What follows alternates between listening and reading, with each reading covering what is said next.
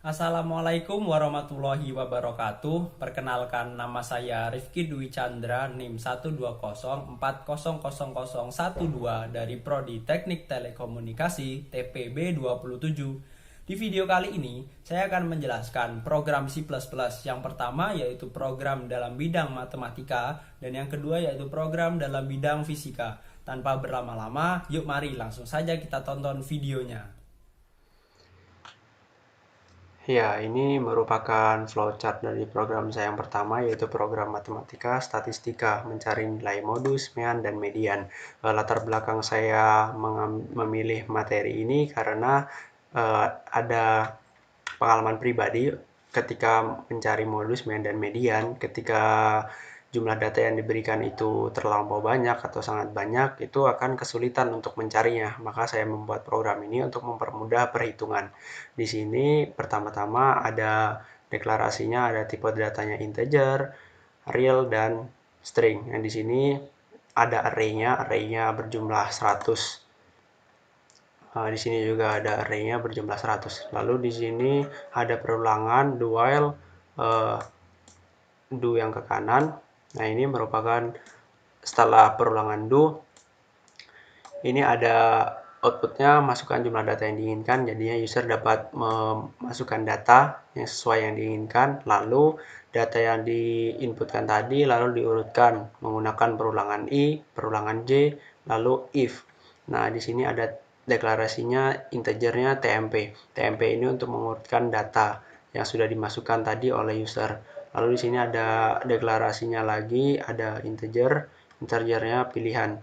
Jadi di sini user dapat memilih 1, 2, atau 3, 1 untuk modus, 2 untuk mean, 3 untuk median. Nah, di sini ada percabangan if. Jika if sama dengan 1, maka akan mencari modus. Nah, jika pilihan if-nya tadi itu sama dengan 2, maka akan mencari mean. Dan untuk percabangannya kembali, jika memilih 3, maka akan mencari median. Untuk kita bahas yang pertama, yaitu pilihan sama dengan 1 untuk mencari modus. Nah, di sini itu pertama-tama datanya itu dihitung berapa kali muncul tiap angkanya.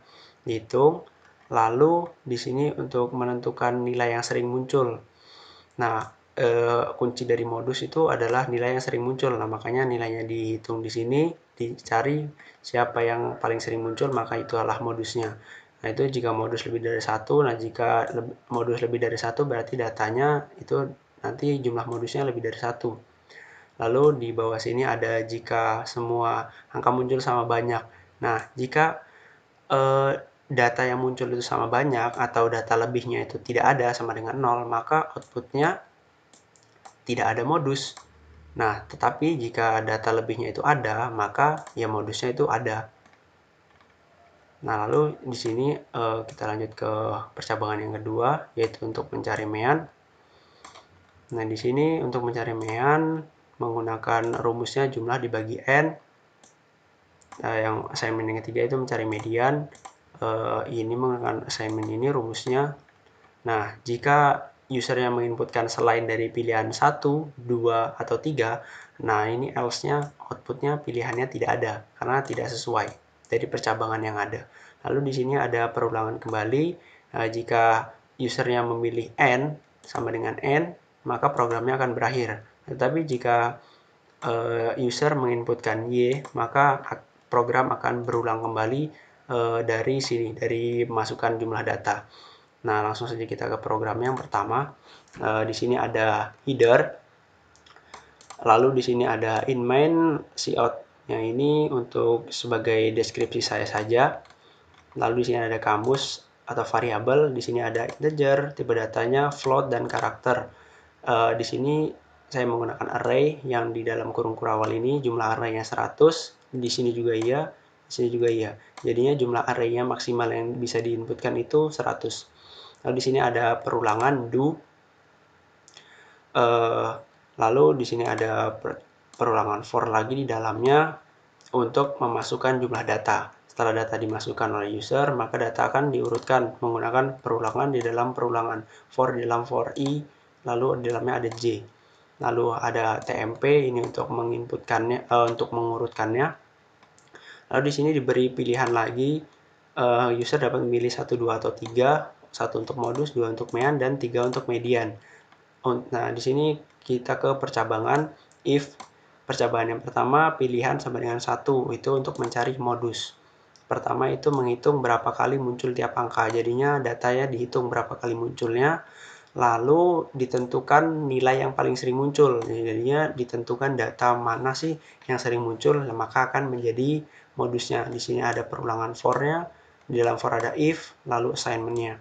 Nah, jika modusnya muncul lebih dari 1, nah kalau modusnya muncul lebih dari 1, maka ini akan dibaca seperti menggunakan for, if, else, if. Nah, jika semua angka muncul sama banyak, itu sama aja dengan data lebihnya nggak ada. Nah, jadi semuanya sama, maka tidak ada modusnya. Karena kunci dari modus ini adalah datanya itu yang sering muncul. Kalau misalnya yang sering muncul itu sama, ya nggak ada modusnya. Nah, ini untuk else-nya. Jika else-nya tidak ada, maka modusnya ada. Nah, lalu percabangan yang kedua itu ada else if, pilihan sama dengan 2 untuk mencari mean. Ini assignment-nya jumlah dibagi n. Lalu percobaan yang ketiga, pilihan sama dengan 3 untuk mencari median. Ini if, else-nya ini. Lalu jika percobaannya telah berakhir dan user menginputkan selain dari 1, 2, atau 3, maka akan else, pilihannya tidak ada. Lalu di sini ada perulangan, jika n untuk mengakhiri program berakhir, dan jika user memilih y, maka program akan berulang. Langsung saja kita ke programnya. Di sini saya menginputkan 5, 3, 2, 1, 2, 5. Nah, otomatis datanya diurutkan 1, 2, 2, 3, 5. Nah, saya akan mencari modus. Ketik 1 untuk mencari modus. Nah, nilai modusnya ada 1, yaitu angka 2. Nah, yang sering muncul karena 2. Lalu saya Y untuk mengulangi. Saya pilih 2 untuk jumlah datanya ada 3. Kita masukkan datanya 3, 2, 3, 1. Nah, saya akan mencari mean. Nilai tengah maka saya menginputkan 2. Nah, nilai meannya itu ada 2. Ini dijumlahkan lalu dibagi dengan totalnya. Lalu saya pilih N untuk mengakhiri program. Jika sudah tidak ingin melanjutkan program, kita pilih N. Nah, maka programnya akan berakhir. Seperti ini ya. Langsung saja kita lanjut ke program yang kedua. Nah, di sini saya memilih program fisika, yaitu berbagai perhitungan dasar dalam fisika. Latar belakang saya mengambil ini karena saya sendiri itu sering lupa akan rumus-rumus dasar fisika. Nah, oleh karena itu, saya menggunakan program ini untuk mengingatkan kembali. Ya, mungkin teman-teman atau yang lain juga sering lupa dengan rumus-rumus dasar fisika, bisa menggunakan program ini. Jadi selain untuk mempermudah, juga bisa mengingat-ingat dalam menghitungnya. Nah, di sini ada deklarasinya, ada integer, real, dan string. Nah, di sini saya menggunakan array, jumlah array-nya ada 4. Lalu di sini ada perulangan, do while, do yang ke kanan seperti ini. Nah, di sini program dasar fisikanya itu mencari energi kinetik, potensial, mekanik, usaha, daya, dan lain-lain ini. Lalu user diberi pilihan untuk memilih 1, 2, 3, sampai 10. Nah, maka di sini ada percabangan. Percabangannya itu if else, pilihan sama dengan 1, 2, 3, 4, sampai 10 ya. Di sini ada 5, 6, 7, 8, 9, dan 10 di bawah, dan 10. Nah, itu untuk percabangannya. Nah, jika user menginputkan 1, maka akan mencari energi kinetik. Nah, tujuan dari array-nya itu untuk di penamaan kodenya atau penamaan rumus. Nah, jadi di sini rumusnya hanya menggunakan array saja. Tidak perlu banyak deklarasi di bagian atas. Nah, ini untuk pilihan kedua mencari energi potensial, pilihan ketiga energi mekanik, pilihan keempat itu usaha, pilihan kelima untuk mencari daya, pilihan keenam mencari impuls, Pilihan ke-7 mencari momentum, 8 mencari massa jenis, 9 tekanan, 10 itu untuk mencari tekanan hidrostatis. Nah, jika usernya menginputkan selain dari ini, maka akan error. Lalu di bawah juga ada perulangan kembali seperti tadi. Jika user menginputkan N, maka programnya akan berakhir. Nah, jika usernya menginputkan Y, maka program akan berulang. Ulangi sama dengan Y. Dia berulang dari awal sini kembali ke sini. Silakan pilih 1, 2, sampai 10. Langsung saja kita ke programnya. Nah, ini programnya fisika. Nah, di sini ada headernya, lalu di sini ada inmain sebagai deskripsi saya saja, lalu di sini ada deklarasinya, tipe datanya integer, float, dan karakter. Nah, di sini saya menggunakan array berjumlah 4 dimasukkan dalam float, jadi bisa koma ya, tidak bilangan bulat saja. Lalu di sini ada perulangan do, while. Nah, di dalam do itu ada ini pilihannya, jadi user dapat memilih 1, 2, sampai 10. Nah, lalu di sini ada percabangannya. Percabangan yang pertama yaitu if pilihannya sama dengan 1, maka untuk mencari energi kinetik, nah tujuan dari tadi saya menggunakan array, ya ini tadi untuk penamaannya ini. Jadi penamaan massa benda, ini saya menggunakan array saja. Kecepatan saya menggunakan array. Nah, lalu rumusnya juga menggunakan array, jadi tidak terlalu banyak deklarasi di atas tadi, cukup menggunakan array saja. Nah, ini percabangan yang kedua, percabangan yang ketiga, percabangan yang keempat, percabangan yang kelima, keenam, ketujuh, ke-8, ke-9, menggunakan else if ya, ke-10. Nah, selain dari itu, jika user menginputkan selain dari 1 sampai 10, maka akan else error. Munculnya error karena pilihannya nggak sesuai. Lalu di sini ada perulangan lagi. Jika user menginputkan N, jika ulangi sama dengan N, maka programnya berakhir.